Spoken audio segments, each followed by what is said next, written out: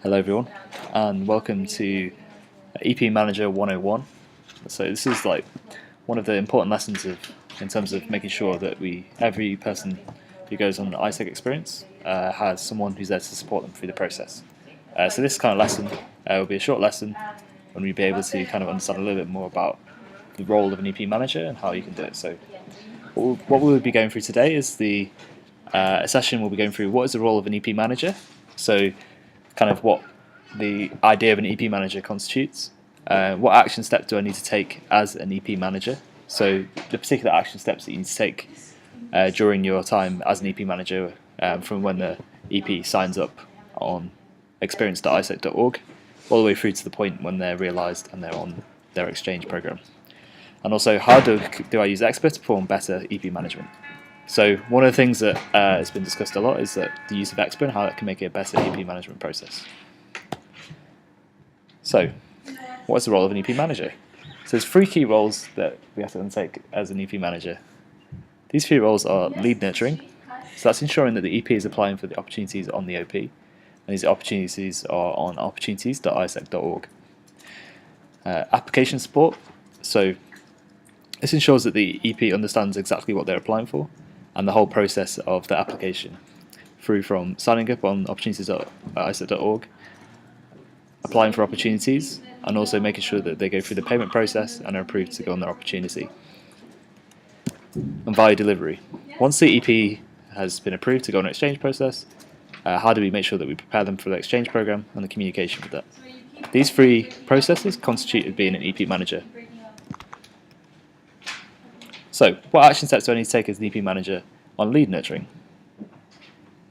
So these are the key steps you need to take as an EP manager. So first thing first is to make sure you sign yourself as an EP manager on Expert, and also to make sure that as an EP, if the EP has a phone number, that you contact them through a phone call to introduce yourself and your role and how you can support them through the process, and also to kind of get details on what they're interested in as an EP. If the EP doesn't have a phone number, that means they've only completed the short sign up. The best thing to do is to make sure that you kind of contact them through an email, and then if they wish to get in contact with you again, they'll contact you back. If the EP replies back at any point, if this is through a phone call or through an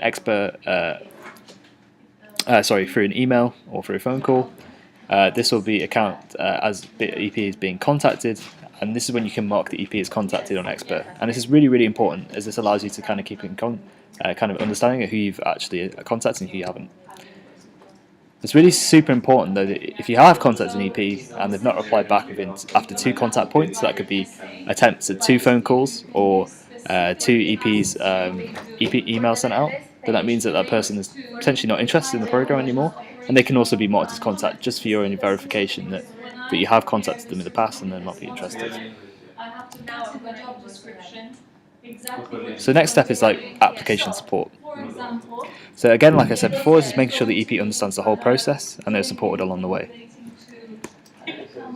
So the key activities that we have in this stage are making sure that once each EP is interested in applying, that they start applying for opportunities. So this is important when sending opportunities to them, making sure that they have the right opportunities that they're interested in, and supporting them in that sense. And also making sure that they do the following activities: that they update their CV, and it's the most up-to-date CV. Make sure that their profile has been filled with all their skills, so the skills that are listed on Expert, that they fill in as many as they can that relate to the skills that they have. And also that they make sure they apply for more than one opportunity on the system. That kind of increases the probability of being accepted onto an exchange program. Definitely a key tip on this is making sure that, as a rule of thumb, that you always get an EP to apply to 11 opportunities as a minimum. This is what we've seen on AIESEC UK, is we've seen this as the minimum number of applications needed to make sure that you've been accepted to an opportunity. If they apply for more, that's great, but kind of as a minimum to make sure they apply for 11. If you familiarise yourself with opportunities.aiesec.org, that's super, super important, because this will allow you to find opportunities that suit the EP and be able to send them to them. So when you're an EP manager, make sure that you kind of have a search around opportunities.aiesec.org and see what's available. So the next step is the Also to show like when the EP has been accepted that they go through an approval process. So the approval process is quite simple, but often this takes a long time because there's a miscommunication. So it's really key, these key 3 steps are important. So the leadership development assessment, so making sure that they fill in the leadership and development assessment for each of for the opportunity that they've been approved to. Also making sure that they pay through the payment link on opportunity.aisec.org. We're fortunate that we have the payment link on the website, so the EP can find once they've been accepted to an opportunity, they can pay through the link on the website. And also make sure that they sign their EP acceptance note. So the acceptance note is confirming that they're able to go on the exchange program and that they commit to going on the exchange program. So this allows them to complete the process. And once this is done, you can mark them as approved, EP manager approved. And it's super important that you mark them as interviewed as well during this process, as this will allow them to be approved. If they're not marked as interviewed, they cannot go through the process. So the final part is value delivery. So value delivery is supporting EP once they've been approved with preparation for their exchange. So once the EP has been approved, it's really super important that you begin the value delivery stage. So first thing first is to make sure that an OPS or an outgo preparation seminar has been delivered. And this is there to kind of prepare them for their exchange program and set expectations for their experience in the country that they're going to. It's often useful to get information from the hosting entity being the place where the person will be going on an exchange program, to kind of get more relevant preparation documents. It's also really important to be in contact with the EP throughout this process, especially from when they're approved to realise, to ensure that any queries are answered, and also to get in contact with the host entity if needed. So how can I use Expo to be a better EP manager? Operational discipline. So what I mean by this is just making sure that you head on to Expo at least once a day to check up on your EPs and see how they're going through, what process they're in, and how you can support them. Sometimes you never know if the person's been accepted or not, and it's super important to know that. Assign yourself as EP manager. Often what we can find is that as an EP manager, we don't necessarily know if the person's been accepted or not. If you assign yourself as EP manager on Expert, it will send you emails and notifications when someone has been accepted to an opportunity. Constant communication. It's often important just to find a communication channel that the EP feels comfortable in contacting you with, and using that to make sure they keep up to date with their process and progress on the platform.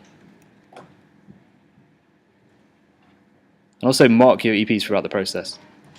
As you probably know, as AIESEC UK, we aim to contact 100% of our EPs who are on the platform.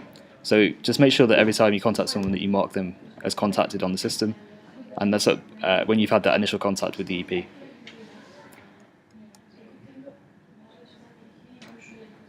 It's very, very important to learn how to use Expert. There is no excuse when you say you don't know how to use the internet.